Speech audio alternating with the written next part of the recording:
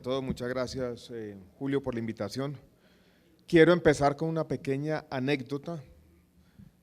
Yo creo que no obedece a un hecho deliberado. En la mesa principal está Juan José, Ricardo, Julio Rincón, Luis Fernando Correa, estaba yo y está la doctora Gina. Los colombianos de la mesa, todos paisas. Un sesgo complejo, para bien o para mal, ¿no?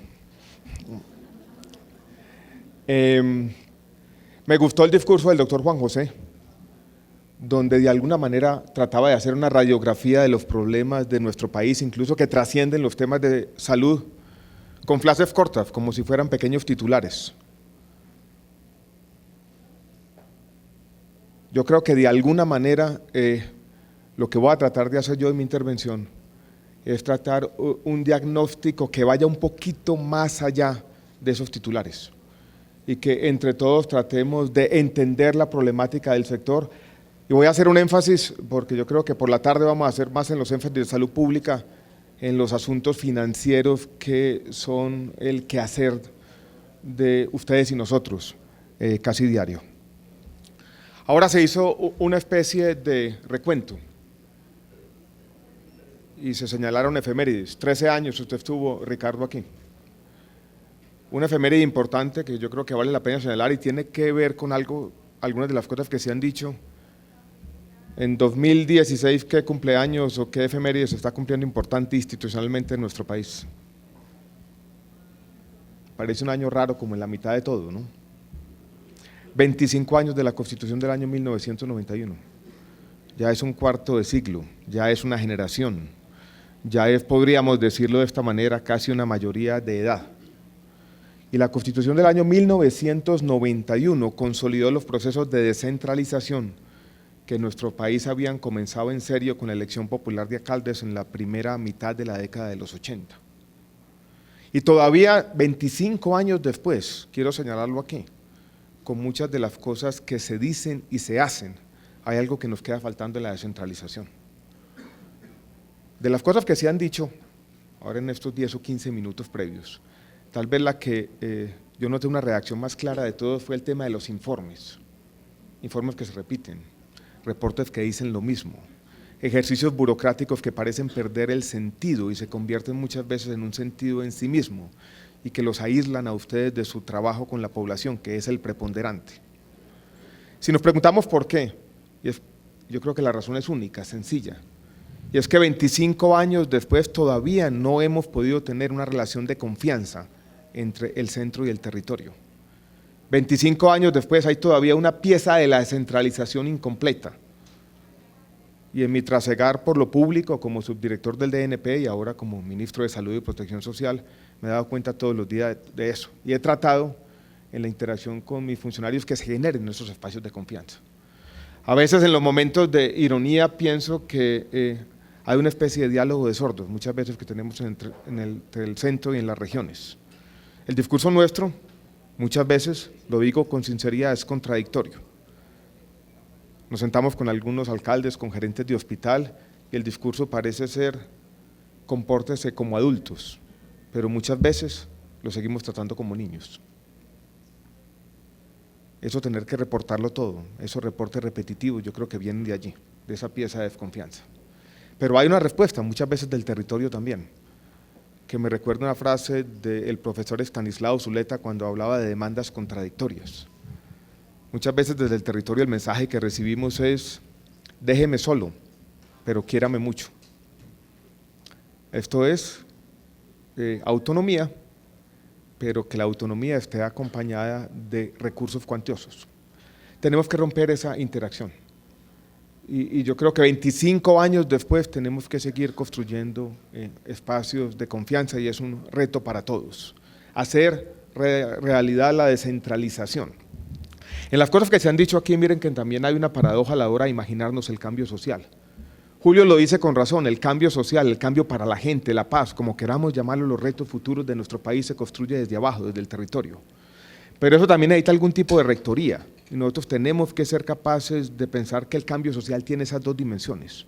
Una necesariamente, tal vez la más importante creo yo, y en eso coincido, se construye de abajo hacia arriba, desde el territorio hacia las políticas macro. pero no podemos olvidar al mismo tiempo que la rectoría es importante y que tenemos que tener una interacción productiva entre la nación y los territorios. O sea, el hecho cierto de que es ustedes los que construyen el cambio social no implica en ningún caso que no necesitamos políticas nacionales y no necesitamos una directriz y no se necesita una interacción productiva entre nación y territorio. Y ese es equilibrio el que seguimos buscando 25 años después de la descentralización. Después del año 1991 vino la Ley 100 del año 1993, que en los estudios académicos ha sido definida desde entonces, y aquí es donde empiezan tal vez los problemas en esta interacción, como una ley que trajo una doble y si se quiere a veces una triple descentralización. Porque dijo de un lado los territorios, y recuerden que la descentralización en nuestro país es sobre todo municipalización en muchos casos. Dijo, los territorios son responsables de las actividades sobre todo de salud pública. Pero después en el tema de la articulación, sobre todo en los temas de prestación de servicios, hizo una descentralización administrativa y surgieron las CPS. Entonces allí ya hay una doble descentralización. Hacia los territorios la salud pública, hacia las CPS la administración. Pero hubo, si se quiere, una tercera, que a veces les genera a los secretarios de salud, sobre todo en los municipios, cierto tipo de inquietud porque dicen, bueno, ¿y cuál es nuestro papel? Y la tercera es que los hospitales, empresas sociales del Estado en Colombia, tienen esa autonomía. Nosotros en eso nos distinguimos en el concierto de toda la región. Somos tal vez el país que tiene mayor autonomía en los hospitales públicos, existen direcciones, existen gerencias, no direcciones. Y muchas veces, ustedes lo han vivido, algunos lo van a vivir, a veces empezamos a tener esa interacción compleja entre la doble descentralización o la triple descentralización. El gerente que no se entiende con el alcalde, el secretario que se siente dejado de las EPS, que muchas veces las cita y no responden. Ahí es donde está la nuez del problema que tenemos. Nosotros tenemos esa triple descentralización y por lo tanto la articulación es muy importante. Los esfuerzos que estamos haciendo, y los van a ver ustedes por la tarde, el modelo integral de atención en salud apuntan a eso, a poder trabajar en este sistema tan atomizado de manera más articulada. Alguien podría levantar la mano y decir, ¿por qué no echamos Marta atrás un poco? Y no volvemos a un sistema más centrado en lo público, por ejemplo, que las secretarías de salud, bien sea departamentales o municipales, tengan como sus tareas el tema del aseguramiento. Yo en algún momento pensé que esa era una reforma no solamente factible, sino conveniente. Hoy he cambiado de opinión, no creo que sea así. Y yo creo que los retos son de otra naturaleza, de ir consolidando este arreglo institucional complejo en el margen. Y quiero hacerles un recuento. Cuando se analizan los temas de la salud, muchas veces persiste una especie de déjà vu. Todo el mundo dice, se hace mucho, pero se logra poco. Los problemas persisten, pero persisten paradójicamente en medio de cierta efervescencia reformista. Hay una reforma de la salud todos los años. Y voy a hacer un recuento rápido, la 1438 del año 2011. ¿Tuvo éxito o no? ¿Algo se logró? Yo diría que sí. Como habíamos concebido la descentralización en salud al mismo tiempo de la descentralización territorial, la Ley 60 y la Ley 100 fueron esfuerzos reformistas casi paralelos, en muchos casos fueron contradictorios. Y los contratos del régimen subsidiado municipales fueron un resquicio, casi un fósil de esa otra descentralización de los años 80, que creo yo no era compatible con un sistema de aseguramiento. Entonces, cuando la Ley 1438 acaba con los contratos municipales del régimen subsidiado, recentraliza algunos de los recursos y crea el giro directo a los hospitales, sobre todo a los hospitales de primer nivel, yo creo que allí hay un logro importante. ¿Resolvió todos los problemas? No, ningún esfuerzo reformista va a resolver todos los problemas. Los problemas del sistema de salud no van a ser resueltos por una reforma en el Congreso. La única posibilidad del cambio social es identificando problemas específicos y diseñando soluciones concretas para esos problemas concretos. Y allí teníamos una especie de contradicción en nuestro sistema entre la descentralización y el sistema de aseguramiento, y eso lo hizo la Ley 1438. Eso fue en el año 2011. Pasó el tiempo. En el año 2012 tuvimos otra reforma. ¿Alguien se acuerda cuál fue? La 1608, que a veces se conoce en el sector como la ley de cuentas maestras, porque tuvo como objetivo fundamental liberar ese ahorro público, muchas veces involuntario, que existía en los excedentes de cuentas maestras del régimen subsidiado. Porque muchas veces teníamos esos recursos del régimen subsidiado, no se habían usado históricamente y coexistían con deudas, sobre todo deudas al interior del sector hospitalario público. Entonces lo que hicimos fue poder que ese ahorro público se utilizara para pagar las deudas, en particular para sanear pasivos en las ESES.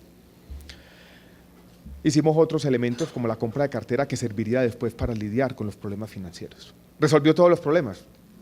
Tampoco. Pero sería trágico que tuviéramos atrancados esos recursos de las cuentas maestras hoy en día, persistiendo con muchos de los problemas financieros de las empresas sociales del Estado. En algunos casos, cuando no existían deudas, se pudo utilizar ese ahorro público para, por ejemplo, mejorar la infraestructura de algunos de los hospitales públicos, y yo creo que eso fue positivo. Y allí se generaron unas reglas de juego de cómo entre todos, de manera mancomunada, nos vamos a gastar esos ahorros públicos. ¿Qué problemas tuvo en retrospectiva? Allí también estuvo la semillita de la desconfianza, y muchas veces generamos unos procedimientos burocráticos en exceso que ha llevado a que los recursos no se hayan ejecutado plenamente. Pero es la forma como operamos, entre todos buscando salidas. Después siguió la efervescencia reformista. ¿Qué más leyes vinieron después? Hubo una que se aprobó en el año 2013 y se demoró un poco, y es la 1751. Estamos en el país de Santander. Dentro de las manías colombianas aprendernos los números de las leyes. En los escenarios internacionales a veces se burlan de los colombianos. Tendemos a sobreestimar la capacidad de las leyes para transformar nuestra realidad, pero ahí vamos, poco a poco, buscando esquicios y espacios de lo que yo llamo posibilismo. La 1751, si ustedes saben, es la ley estatutaria en salud. Alguien va a levantar la mano y se dice, esa ley no se ha implementado plenamente, son muchos los retos. Yo quiero plantearles esta interpretación de la ley estatutaria. Yo creo que la ley estatutaria es un ejercicio de coherencia. Antes de la ley estatutaria, de la ley 1751, en el sistema de salud teníamos dos fuentes distintas de normatividad.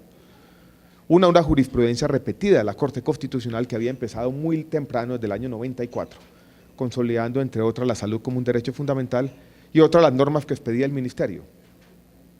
Muchas, tal vez demasiadas. Y en muchos casos se presentaban contradicciones entre una cosa y la otra. Esto es, una cosa decía la jurisprudencia, otra cosa decía las normas, actos administrativos, resoluciones, decretos, incluso leyes. Lo que hace en esencia la ley estatutaria es recoger esa jurisprudencia de la Corte Constitucional y llevarla a la ley, para tener coherencia entre una cosa y la otra y marcar un derrotero hacia el futuro. Y esa es la ley 1751, un ejercicio de coherencia, de que la ley ya sea compatible, consistente, coherente con esa jurisprudencia repetida de 10 o 12 años de la Corte Constitucional, a veces compleja también, que estaba contenida en esencia, en buena parte, en un ejercicio del 2008 que también hace parte de esta normatividad, de este sector tan complejo, que es la sentencia T760, que da unas órdenes, y ahora quiero hacer una pequeña reflexión sobre la T760 y lo que pasó después. Y esa fue la 1751.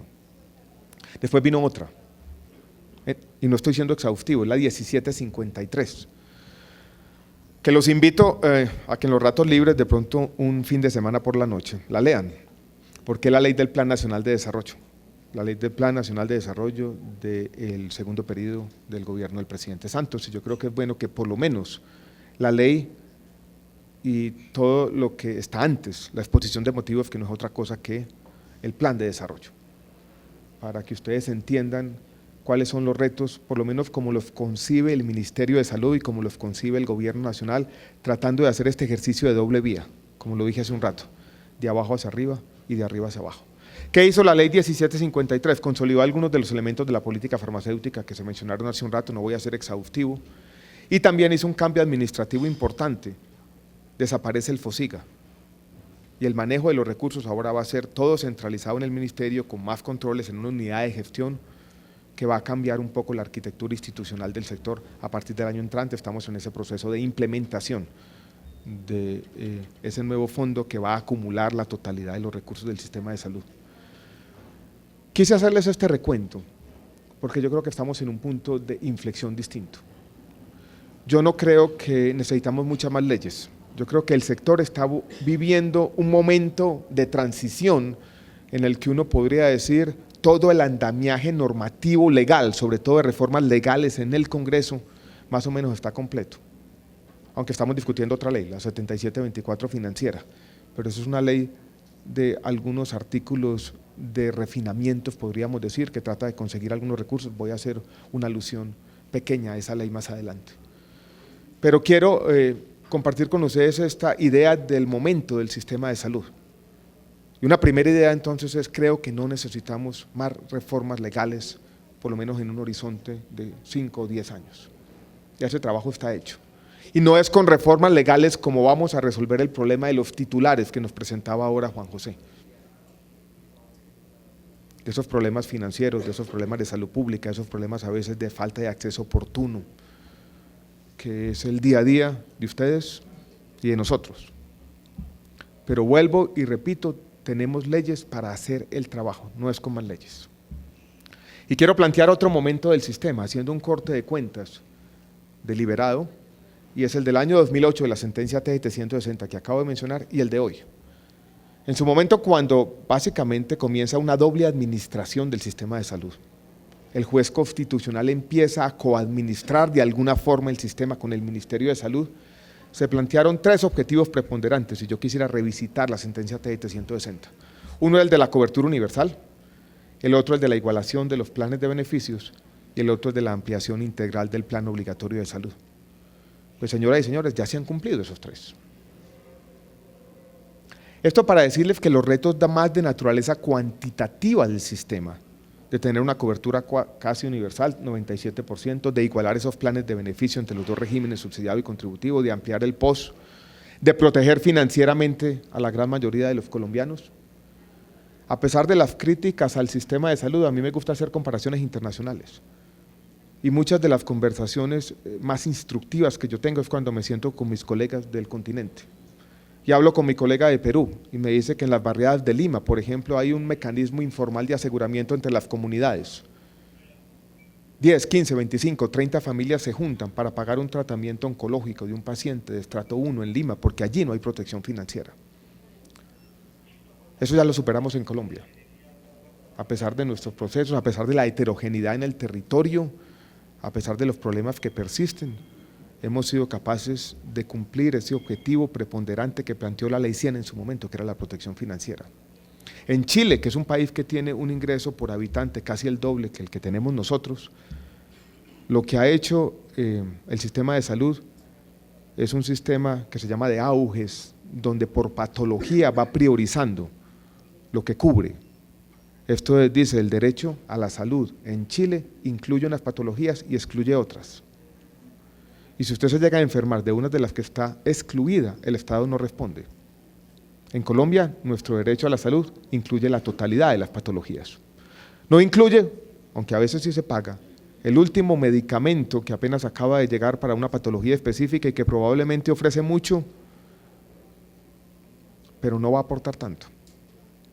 Pero todas las patologías, no necesariamente todos los procedimientos en todos los casos, no necesariamente todos los medicamentos, pero todas las patologías están incluidas. Y eso muchas veces no se reconoce en el debate público. Hace una semana,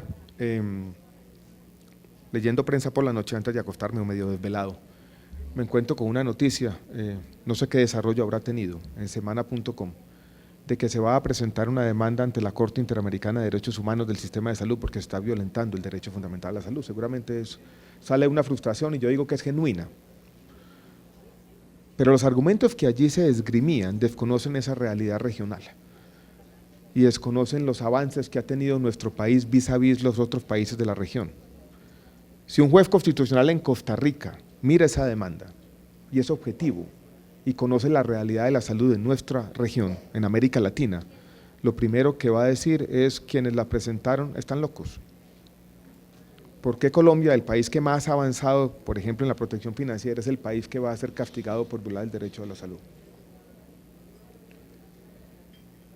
Y como sociedad nosotros tenemos que hacer dos cosas, yo lo digo muchas veces, uno tiene que mantener cierta rebeldía por el presente.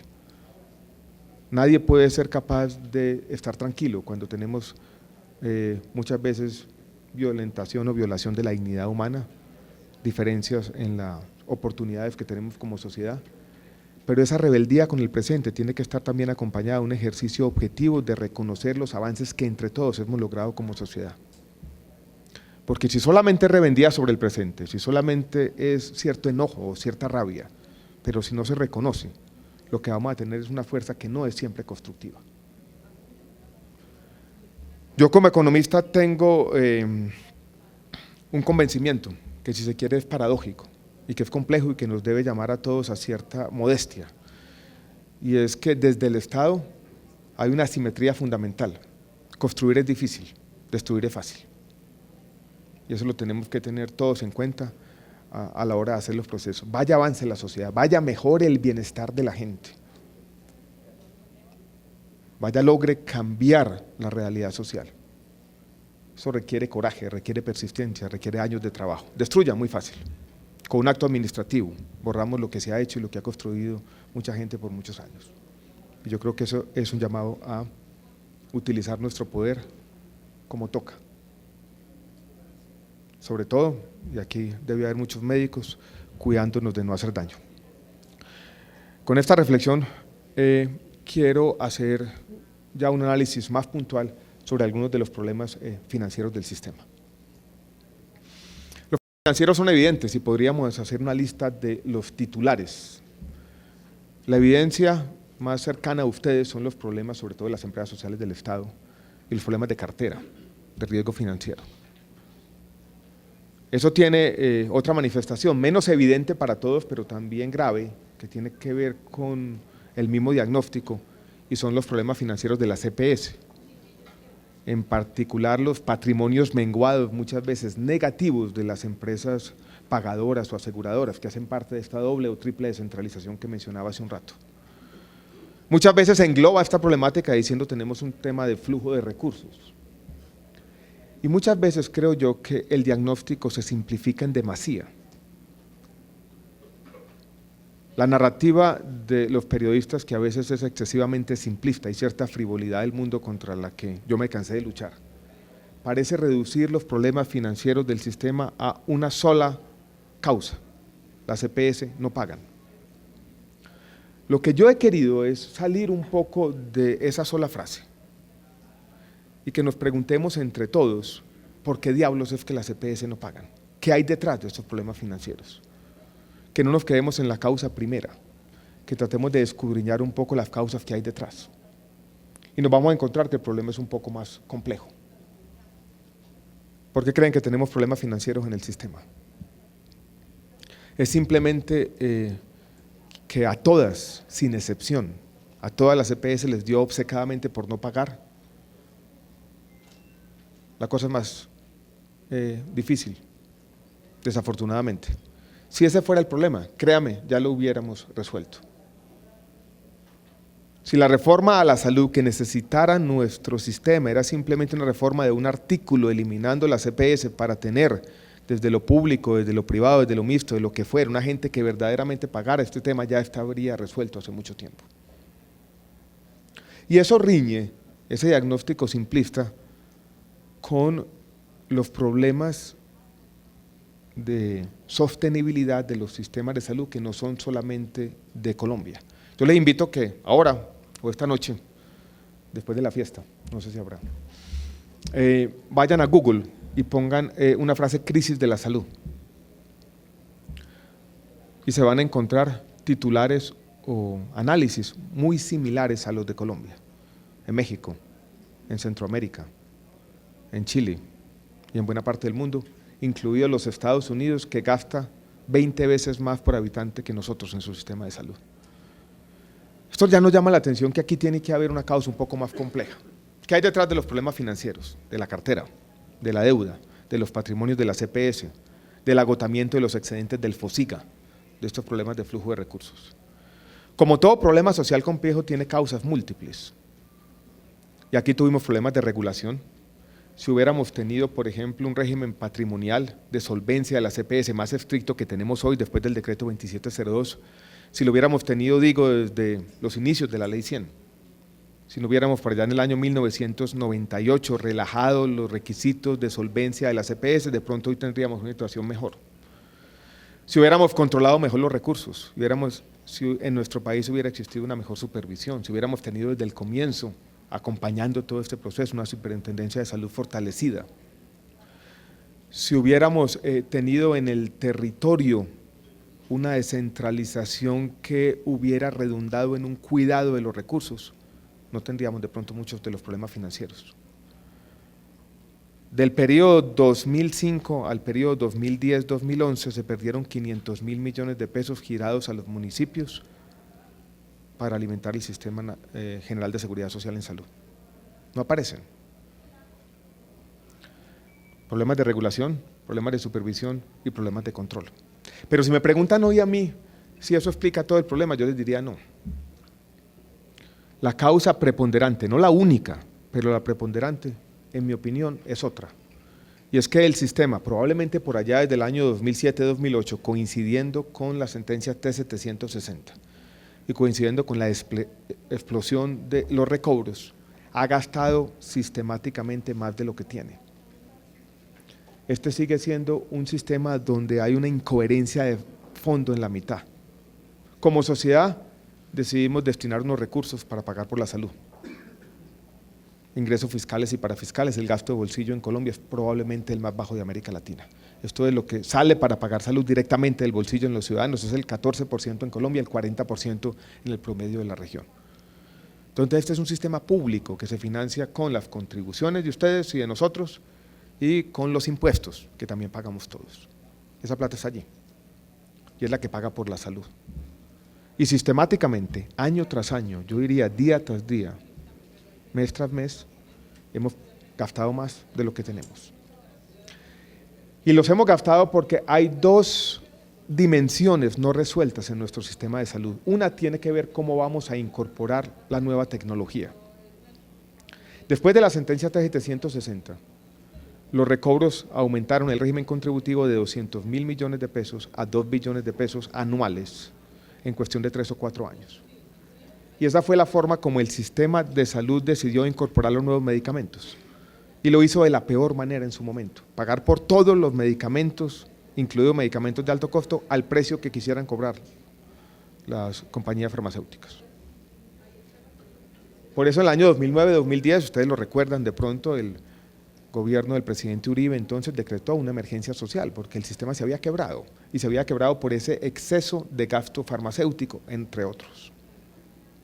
Y es esa dimensión, como sociedad no hemos sido capaces, como lo hacen por ejemplo en Inglaterra o en Alemania, de decir, tengo este nuevo medicamento para una forma agresiva de cáncer de pulmón. La evidencia que tengo sobre la mesa me dice que sobre el medicamento ya incorporado en los planes de beneficios, el beneficio es absolutamente marginal, 2 semanas de sobrevida, vale 2 veces más. ¿Pago por eso o no pago por eso? Esa es una decisión en el fondo ética, política en el buen sentido, no para que la tome un técnico. Y como sociedad, ni en la Corte Constitucional, ni en los jueces, ni en el sistema de salud, hemos sido capaces de ordenada y legítimamente decir, no, no podemos pagar por eso. Y no podemos pagar por ese último medicamento porque si pagamos por eso, en el fondo le estamos quitando salud a los colombianos más pobres, que no tienen acceso a lo básico. Pero hoy en día lo que pasa es que lo pagamos sin darnos cuenta, porque sale la prescripción del médico y llega el recobro al ministerio y así se van 3 billones al año. Y no hemos podido tener sensatez, ya controlamos los precios de los medicamentos, ya estamos fortaleciendo la puerta de entrada, ya tenemos alguna idea clara de cómo podemos hacia el futuro incorporar de manera ordenada y sostenible las nuevas tecnologías, pero nos falta avanzar, porque no es un tema solamente de rectoría, es un tema de crear conciencia en la sociedad entera. Esa es una dimensión. La otra también compleja es la de los servicios sociales complementarios. Somos tal vez el único sistema de salud de la región que paga por pañitos húmedos, por lociones, que paga por fuera del ámbito hospitalario a todo el mundo, independientemente de su capacidad de pago, porque yo creo que en algunos casos deberíamos pagarlo por pañales. Ayer estuve haciendo un análisis de pañales para adultos con el presidente de Audifarma, una de estas compañías de logística de medicamentos. Me mostró, por ejemplo, que en excesos, esto es ciudadanos que reciben más de 500 pañales mensuales. El sistema de salud se está gastando al año más de 10.000 millones de pesos. Y a nadie parece dolerle, nadie parece decir tenemos que tener algún tipo de límite. Vuelvo y repito, si no somos capaces de decir presión tecnológica, ¿cómo vamos a incorporar los medicamentos? Y creemos que la salud debe pagar por terapias por animales, terapias con animales, por pañales, por pañitos húmedos, por ascensores en los vehículos, por choferes, por niñeras, va a ser muy difícil recuperar el equilibrio perdido y en el fondo nuestra conversación va a ser la misma de siempre. ¿Por qué no pagan? Bueno, pagan porque cuando uno gasta más de lo que tiene, en el fondo termina teniendo problemas financieros. No es la causa única, a mí no me gusta el reduccionismo, pero es una causa preponderante y muchas veces una causa que se ha olvidado en los análisis de los sistemas de salud. Voy a ir un poco más rápido. Como tenemos ese problema, tenemos que buscar una solución. Y la solución que ha venido promoviendo el ministerio es una solución que tiene dos grandes capítulos. Uno tiene que ver, si ya tenemos las deudas allí, las deudas son de aproximadamente 5 billones de pesos, ese es el hueco del sistema, eso es lo que hace la vida de muchos de las empresas sociales del Estado imposible. ¿Cómo vamos a empezar a resolver ese problema? Y la estrategia del ministerio tiene varias partes. Una está basada en lo que se llama el decreto 2702 o el decreto de habilitación financiera, que en el fondo lo que plantea es 7 años para irnos recuperando y como no toda la plata puede venir del Estado, es decir, la plata tiene que venir también en parte de la CPS, para empezar a capitalizar con metas volantes. Esto es lo primero que tenemos, es una regla para la recuperación que la da el decreto 2702. Y es una regla que parte de, si se quiere, una especie de realismo que a veces no es entendido plenamente. Es decir, esto va a tomar tiempo. El que diga por qué no se paga todo lo que se debe mañana no está entendiendo las dificultades de los problemas financieros del presente. Y todos los problemas financieros, los del sector salud, pero los de cualquier sector, necesitan tiempo. Y la ruta de recuperación que planteó el ministerio en el 2702 es de 7 años, ya va 1 año, faltan 6. Pero como no podemos esperar 7 años, sobre todo para resolver los problemas más ingentes de muchos de los hospitales públicos y privados, esta ruta de recuperación tiene que estar acompañada de medidas de liquidez. Y eso es lo que hemos hecho con la compra de cartera, con los créditos compensados, con otros mecanismos que tratan de dar liquidez en el corto plazo, para ir comprando tiempo mientras el sector se va saneando y la crisis se va resolviendo de manera endógena. Reglas claras, mecanismos de liquidez que son importantes, nuevos recursos que tenemos que traer también al sistema para resolver esta crisis, así como trajimos los recursos de las cuentas maestras del régimen subsidiado. Vamos a, en este proyecto de 77 acumulado 24, por ejemplo, permitir que las regalías puedan ser utilizadas para pagar deudas de la salud. Vamos de pronto a aumentar un poco los recursos de oferta del Sistema General de Participaciones, una conversación que tenemos con el Ministerio de Hacienda. Vamos a permitir lo que vamos a hacer, por ejemplo, en Sabia Salud, que la nación pueda aportar capital a algunas de las EPS públicas o mixtas en el territorio para ir resolviendo el problema. Estos nuevos recursos también se necesitan. Reglas claras, liquidez y conseguir nuevos recursos para ir resolviendo la crisis del pasado, que puede uno cuantitativamente decir que es una crisis de 5 billones de pesos, generando confianza en todo ese proceso. Muchas veces me causa inquietud cuando en muchos escenarios dicen, bueno, ¿y por qué no se discute la gran reforma estructural? Ministro, y usted va al Congreso a decidir el futuro de la CPS. Yo con un poco de realismo digo, ¿cómo uno plantea una estrategia de recuperación? Y como no todo puede ser un cheque del sector público, el sector privado tiene que poner parte de la plata que se necesita. ¿Cómo yo hago eso y en el mismo momento yo voy a decir, mire señor, capitalice, vaya generando la recuperación, pero al mismo tiempo yo voy a ir a discutir su viabilidad? No se puede. Uno cuando está en medio de una crisis financiera tiene que estar convencido que la estabilidad en las reglas de juego, reglas claras, es fundamental. Y eso es lo que hemos tenido, y por eso a veces se nos ha criticado en varios escenarios. Pero muchas veces no se entiende la dificultad y la sensibilidad del momento para irnos recuperando. Y hacia adelante tenemos que ir, esa es la primera parte, yo lo llamo la crisis del pasado, pero tenemos otra crisis ingente, emergente del futuro, donde tenemos que recuperar el equilibrio perdido. Y para eso el modelo integral de atención en salud es fundamental, para eso tenemos que seguir profundizando nuestra política farmacéutica. Ustedes han visto la pelea con Novartis, que hace parte de eso. El Estado tiene que ser capaz de tener una posición férrea, dura, vehemente en el tema política farmacéutica. La situación para un país de ingreso medio como Colombia en este tema de la salud es muy complejo. Las nuevas tecnologías están llegando, las mismas del mundo en desarrollo. Un tratamiento típico de cáncer de colon valía $1.000 al mes en el año 96-97, hoy vale 10.000. Los ciudadanos colombianos quieren tener acceso a lo mismo que tienen en Estados Unidos, pero ¿cómo hacemos si gastamos una 20ª parte de lo que gastan ellos? Y una política farmacéutica fuerte, una estancia fuerte como nación y como ente rector, yo creo que es fundamental. Modelo integral de atención en salud, política farmacéutica y también hacia adelante nuevos ingresos de otra naturaleza. Por eso hemos promovido, y yo creo que ese debate lo tendrá que enfrentar en el país en la próxima reforma tributaria, agenda del semestre entrante, unos nuevos impuestos, unos mayores impuestos al tabaco y unos nuevos impuestos, por ejemplo, a las bebidas azucaradas que alimenten este flujo de recursos del sector.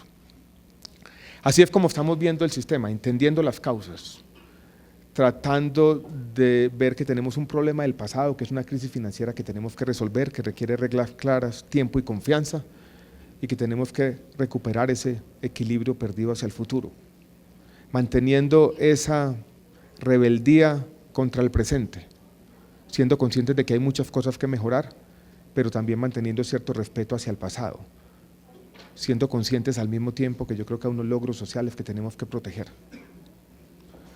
Y en ese sentido vuelvo a lo que empecé, y es, ustedes tienen que ser protagonistas de primera instancia. Como tenemos que ir corrigiendo algunos de los problemas de esa doble o triple descentralización, yo sí he creído, y así está también el decreto 77 acumulado 24, que los gerentes de las empresas sociales del Estado tienen que trabajar articuladamente con los alcaldes y que no deben ser elegidos por los alcaldes, pero no como secretarios de despacho, que nos generaría de pronto mucha inestabilidad, sino buscando una figura que permita que los alcaldes los nombren, pero que puedan tener unos periodos razonables, ojalá periodos fijos, aunque todavía tenemos alguna incertidumbre legal en ese sentido. Tenemos que dotar a las entidades territoriales de más instrumentos de inspección, vigilancia y control, para que las EPS en su territorio no hagan lo que quieren, no lo hagan impunemente, y en eso también tenemos varias iniciativas. Pero sobre todo, esta tarde, aquí está el viceministro Julio, presentándoles el modelo integral de atención en salud, que es el escenario de conversación que queremos tener entre el ministerio y los territorios. Hemos hecho un esfuerzo de ir a todo el país, y ese yo creo que va a ser nuestro punto de encuentro.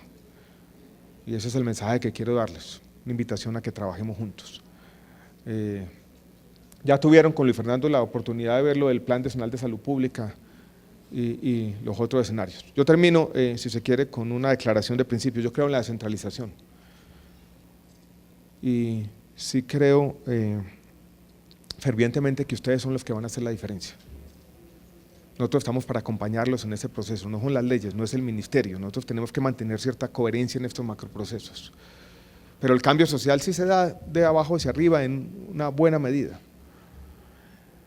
Una pieza fundamental que yo creo que le ha faltado a nuestra descentralización y que a veces se ha suplido de manera informal, por ejemplo, por la División de Apoyo Fiscal del Ministerio de Hacienda, son esos procesos de capacitación y acompañamiento a las entidades territoriales.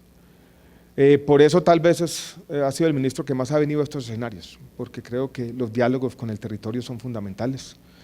A veces nos ocupan angustias de todos los días, a veces nuestras intenciones se quedan en eso, pero quiero decirles de manera enfática que cuenten con nosotros en este proceso. Muchas gracias y un abrazo a todos.